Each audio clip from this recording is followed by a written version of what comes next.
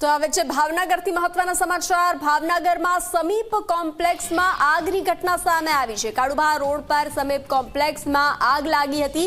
અહીં children hospital સહિત અનેક હોસ્પિટલ આવેલી છે। તો આગની આ ઘટના ભાવનગરથી સામે આવી છે, જ્યાં સમીપ કોમ્પ્લેક્સમાં આગ લાગી હતી। કાળુભા રોડ પર સમીપ કોમ્પ્લેક્સમાં આગની ઘટના ઘટી છે। અહીં ચિલ્ડ્રન હોસ્પિટલ સહિત અનેક હોસ્પિટલો આવેલી છે।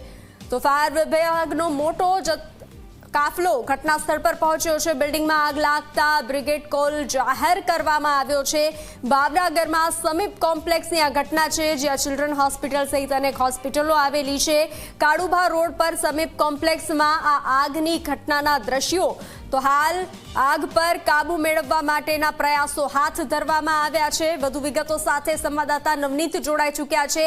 નવનીત, આ આગની ઘટના, ફાયર વિભાગનો મોટો કાફલો ઘટના સ્થળ પર પહોંચ્યો છે, આગ પર કાબુ મેળવવામાં આવી રહ્યો છે। અત્યારે હાલ શું સ્થિતિ જોવા મળી રહી છે, કારણ કે હોસ્પિટલ્સ પણ આવેલી છે ત્યાં?